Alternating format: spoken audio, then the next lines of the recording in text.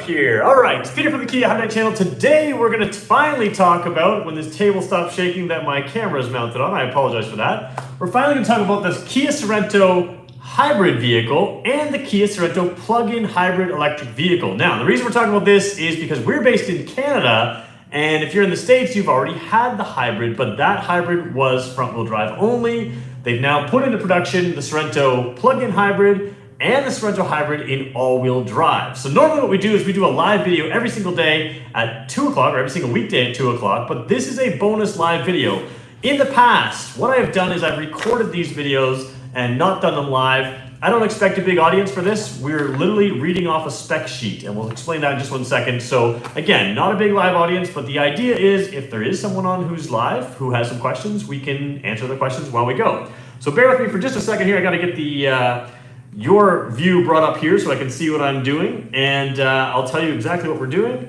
And give me 1 second, I gotta skip an ad in about 4 seconds. While we're here, if you wanna support our channel, support our dealerships. So Brantford Kia, Brantford Hyundai, Owen Sound Hyundai, they are the dealerships that support this channel. They're awesome to us. They provide us with the information in the cars, and we get to hang out here. All right, so here's what we're doing today. We are showing you this. This is information that I can't technically show you. Pretty much that's about all I can do. What I can do is talk about it, and this is preliminary information on the 2022 model year Kia Sorento plug-in hybrid electric vehicle and hybrid electric vehicle. To the best of my knowledge, we are able to order this right now today. We'll have to double check with that, and I'll put it in the description after this video. Yeah, so release date should be any time now. They are in production, and this is an all new model. So you're going to spend a bunch of time, because I can't throw any graphics up here. I will show you what I can show you, but you'll spend a bunch of time looking at the top of my head because I don't have any of these specs memorized. They literally just showed up yesterday, late in the afternoon, and I am going to read through them. It's not going to be an exciting video, I promise you that. However, if you're looking for a Sorento with phenomenal fuel mileage, this is the start. And if you want to know more about this vehicle, hit the subscribe button. If you hit the subscribe button, as this vehicle becomes more available, as we have more information, we're gonna do more and better videos. So again, these are not pretty videos, but they are helpful, and we've done them in the past, and we're gonna continue to do them. Are they going to show in the United States? I expect them to be in the United States. And the range, yeah, let's talk about it. Okay, first of all, let's talk about the engine in them. 1.6 liter turbo engine, which we've seen before. This is our K5 engine in the Kia world. It's actually in the Tucson hybrid, which we've already had on video here already. It makes 227 horsepower and 258 foot-pounds of torque. So up from the 4-cylinder that we have right now, down from the 4-cylinder turbo that we have right now. 4-cylinder turbo makes about 311 foot-pounds of torque, but it is an absolute rocket. You have more power than you need there. So there is that. So 1.6 turbo. You've got a 270 volt system. It says 64 kilowatt discharge, 49 kilowatt charge system. Bear with me, some of this information is hard for me to just quickly do. So the engine is a turbo, which gives you all that torque down low. Then you add in the electric area and the electric torque, and you have that ability to have that a lot of that torque down low. So it's gonna feel very powerful. 227 horsepower, 258 foot-pounds of torque. Fuel mileage for the hybrid, not yet listed. Fuel mileage for the plug-in hybrid. Now, I want to be very careful about this. I don't know how they calculate plug-in hybrid mileage. I don't know if they calculate that pure electric range. So let's talk about how this works. We can talk about how it's a little bit different than some other plug-in hybrids. So the fuel mileage they're saying in the city is 2.8 liters per 100 kilometers. And it makes me smile because it's ridiculous. On the highway, 3.2 liters per 100 kilometers. Again, I'm not 100% sure how they calculate that mileage, but that's just insane. And then of course the EV driving range. So this is how much can I go? If you don't understand what a plug-in hybrid is a car that blends gasoline and electricity to give you phenomenal fuel efficiency. A regular hybrid never has to be plugged in. It still gives you great fuel efficiency, and I'll explain how that works in a while. The plug-in hybrid can be plugged in, and when it is, it's going to give you electric-only driving range, including at highway speeds. So, electric-only driving range, 51 kilometers, which is a lot. Now, a lot of people sit there and say, 51 kilometers, that's ridiculous. But keep in mind, When you run out of using just that pure electric range, you still have an ultra efficient hybrid. Now again, these numbers, I'm not sure how they calculate them, the 2.8 and 3.2, does that include some of that pure electric range? How does that work? I'm gonna have to dig into those things. The point is, you're dealing with better than small car mileage in a mid-size SUV with good power, and it has towing capacity. So you can tow 2,000 pounds with either of these vehicles. So you can tow a small lightweight trailer, yes, granted, pop-up trailer, something like that, lightweight, small teardrop trailer, no problems. And you have that mileage. So that's kind of insane. So PHEV specs, 360 volt system, 88 kilowatt discharge, 78 kilowatt charge, 261 horsepower and 258. So again, let's compare those two engines. 227 horsepower and 258 torque, and 261 horsepower and 258 torque. So again, same thing. As you get the more powerful electric motors, that contributes to a more powerful overall horsepower number. Torque number, interestingly, stays the same on both. Kind of crazy. So again, 1.6 liter turbo, gasoline direct injection, regular fuel. So regular unleaded, does not require premium, and it's kind of crazy. All right, let's look through things. There is a slight legroom difference of 1 centimeter. 1 centimeter less for the PHEV in the rear seats. So there's going to be some battery positioning that's going to give, the width of my pinky, difference in legroom in the rear seats. Everything else looks like it's identical between the two models. Behind the second row seating, same sort of thing, a little bit different cargo volume back there, which again is battery related. PHEV is going to have that bigger battery. Fuel tank capacity on both vehicles, I believe. Fuel tank capacity is listed as 67 liters. So you start doing 67 liters and those kinds of fuel efficiency numbers, you never stop ever. No, I mean, you can, but you know what I mean? You're going to go a long, long way. So that's great. And again, both vehicles tow 2,000 pounds. Curb weights vary, of course, with the two. We'll worry about that a little bit later. Ground clearance, minimum ground clearance is 174 millimeters. I have no idea what that is in inches. They don't give it to us. I measure ground clearance in inches, so some of you guys can look that up. It's not going to be an off-road vehicle. These are designed for efficiency, but I bet you it's not too far off the regular one. All right, interior and exterior colors. Exterior colors, I think I can show you most of this. I don't have a color screen here.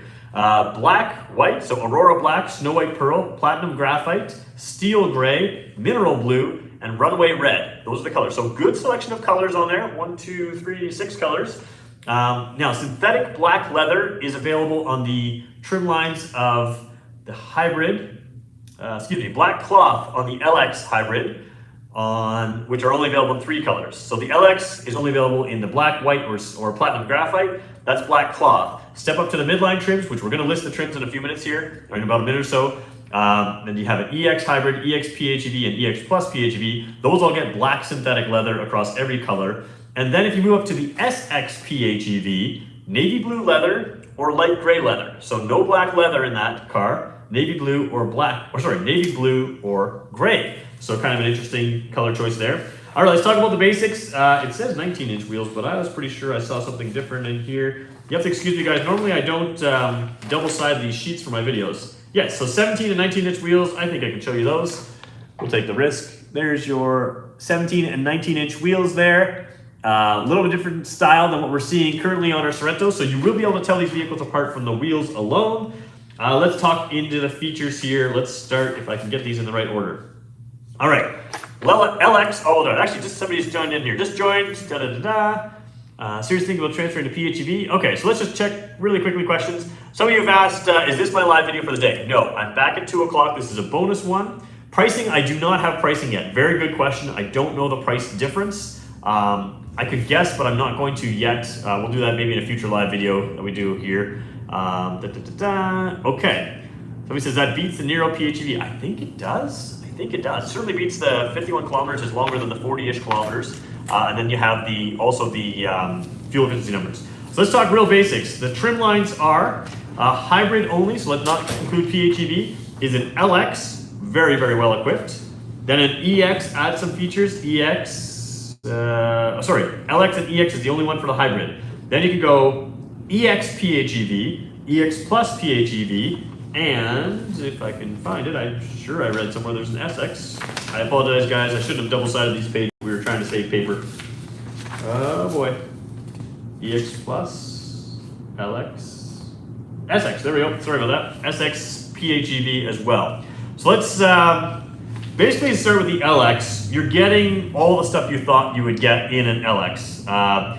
So let me just flip these around so I can, this is gonna be very confusing for me. Okay, we got this. So LX has a lot. Different shifter than the gasoline car, so it's an electronic shifter. It's a 6-speed automatic transmission. We have 8-speed transmission in all of our other Sorentos. So you're gonna have 3 different transmissions. The base Sorento has an 8-speed traditional automatic. Then you have an 8-speed dual clutch in the turbo, and you have a 6-speed traditional automatic transmission in the, is it 6-speed traditional? Yeah, it looks like it's traditional automatic in the hybrid. Trailer stability assist, so they've got that stability control that you can work with your trailer on this, so they're designing it for that. Trailer pre-wiring is in here, PTC heater, which is good on a hybrid, a little extra heat availability in that extra hybrid. Advanced valve shocks, whatever that means. Temporary spare tire. Temporary spare tire is on the hybrid. 2021, they didn't put in the Sorento. It sounds like 2022, they're gonna put spare tires in everything. So that's a good thing. Paddle shifters are on here. It sounds like they're saying paddle shifters, not regenerative brake paddles. So that is the 6-speed paddle shifting. Again, some of this we've done on our videos of our Hyundai Tucson. It's a similar drivetrain, it's the same drivetrain thrown in that. So some of these things will be the same. Safety equipment's pretty good. Automatic headlights, which are good. TPMS, highlight, so tire pressure monitors, lane keep assist, lane follow assist. Well equipped, 17-inch LED headlights, LED position lights, rear black spoilers, so different color. Well, I think there are black there. Heat outside mirrors, that's all standard. Body color door handles and mirrors, of course. So this is all an 8-inch audio system. So the 8-inch audio system that we have in the PHEV should be the same as our regular one. And what that means is you're going to get wireless Android Auto and Apple CarPlay. It doesn't actually say that. Oh, it says Android Auto and Apple CarPlay. I'm going to go out on a limb and say it's going to be wireless on the 8-inch screen, probably not on the 10.25-inch screen. So lots of stuff here. 6-passenger, 3-row seating. So that is 2, 2, and 2. Not the 2, 3, and 2. So you do have that captain's seats in the second row on all the hybrids at least. And what else we got? Heated front seats, of course. Look for heated steering wheel, deluxe pedals, keyless entry, multi-zone automatic climate control. So I expect that to be at least a dual zone system with a rear air conditioning as a possibility. And I believe it has keyless entry. Where are we? I don't know. We'll move on from there and we'll keep coming back. Now, adding to that, here's what the EX adds. So you move up one trim level, the EX adds those 19-inch wheels. So only on the LX do you get the 17-inch, everything else gets 19-inch. Full LED headlights, that's just the upgraded LED headlights that you see in the SX and the, I believe, the EX Plus model right now. Roof rack, no roof rack on the LX, you will get it on the EX. And then, okay, so no push button start until you get to the EX. Smart key with push button starter, Uvo Intelligence. So Uvo Intelligence is kind of handy because it's an app that can remote start the car, but it also tells you state of charge, those kind of things. On the hybrid, actually, it won't tell you state of charge, but you do have that ability. And again, a lot of people want remote start even on their hybrid.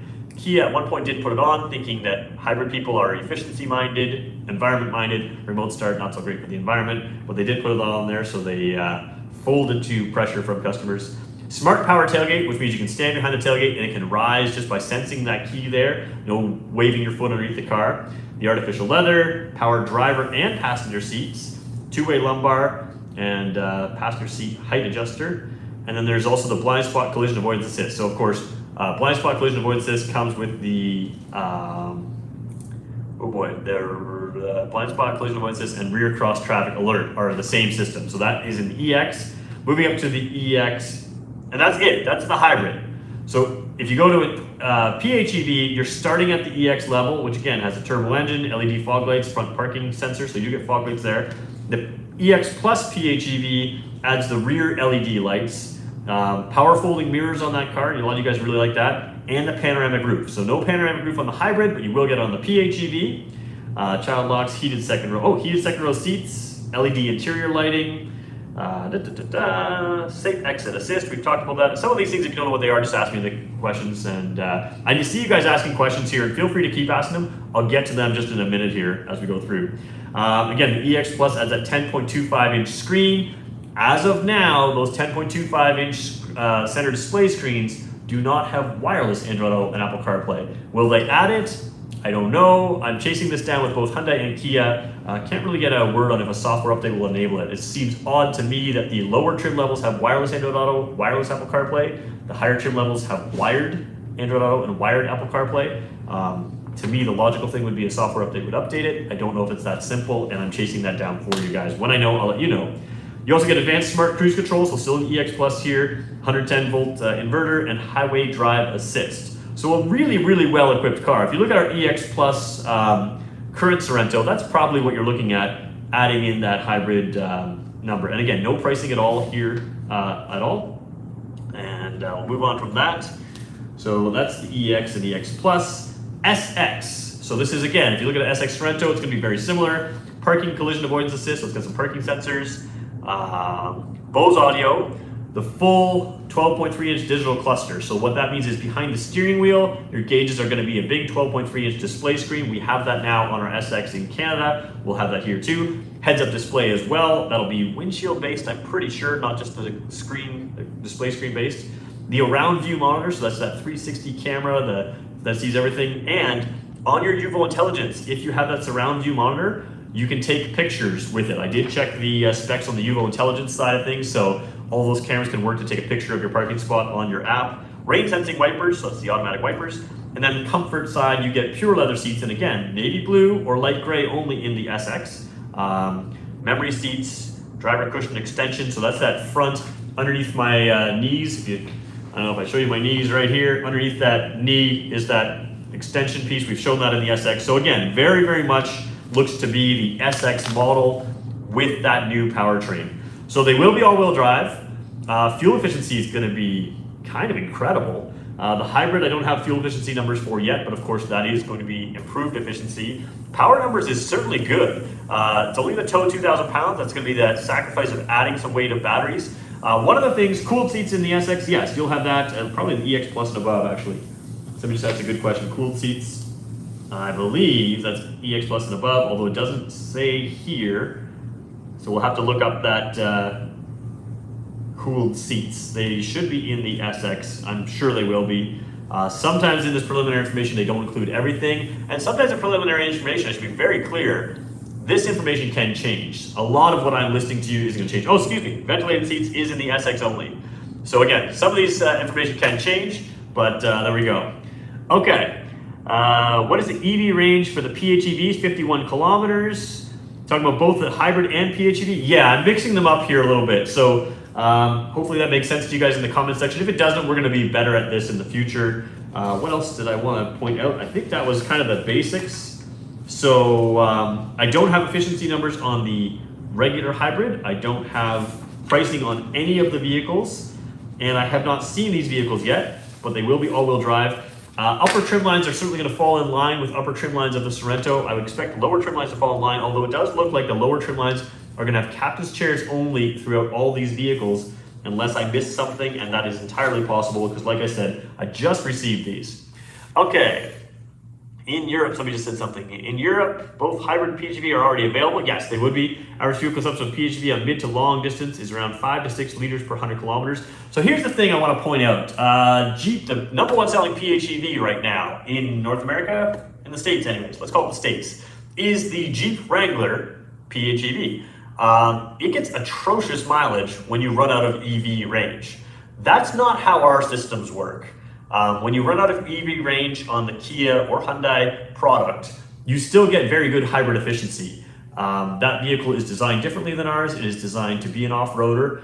So I think there's some confusion sometimes. Oh, you know, unless you live close to work or unless you can really use that range or really plug in, it doesn't make sense. These cars make sense for a lot of people, but obviously plugging in is going to be more helpful. When do you think Highway Driving Assist 2 will come to Hyundai, Kia, and main models like the Ioniq 5? I don't know. I have to look into that. I have to look at that for two reasons. One, I want to figure out when it's coming out and what exactly is Highway Driving Assist 2, because there is some conflicting rumors and information on that. So I will be talking about that. Yeah, the Jeep 4xe is the best-selling PHEV in the United States. It is, which makes some sense. If you live close, you're going to save a ton of range. You also have a ton of power. However, if you run out of EV range on that vehicle, the mileage is atrocious. It's basically the 4-cylinder engine that they have in their other 4-cylinder turbo pushing that extra 800 pounds of weight. Ours operate differently. You still get very good efficiency in our hybrid mode. Anyways, okay. Any information regarding Santa Fe hybrids for Canada? Not in this video. I'll have more as we go through. And the reality is, guys, this is a shorter live video. We're back at 2 o'clock, but there's your basic coverage of what's coming up in the hybrid. So Sorento HEV, hybrid electric vehicle, and plug-in hybrid electric vehicle. That's what's coming up. That's what I know. Do me a favor, guys, hit the like button on this. I'll do my best to give you guys better information there. Very limited information, but I want you to know, 1, it's coming, 2, you can order it. I don't have the price yet, so we can figure that out for you. We'll have that very soon. And there we go. Fill the comment section with your questions below. I want to thank everyone for joining us live, and hit the subscribe button if you're interested in seeing any of this thing. Albert is my friend here online, and he's saying smashy that like button. I'm cool with that. We will be back at 2 o'clock with the Tucson today. At least that's our plan. There's a chance I may not have a vehicle, but we'll be back at 2 o'clock. I'm expecting the Tucson. Lots going on. Release date, again, I don't have a release date other than these are essentially our ordering guides, so we can order it. Obviously, pricing is going to be a big factor. I would expect that out within days. These vehicles are in production now. I do know that, so we can do that. All right, thanks everyone for joining us. It's been fun. We'll see you again live at 2 o'clock. I'm sorry to shake the camera there. I got to jump over here. Thanks everybody. We'll see you soon.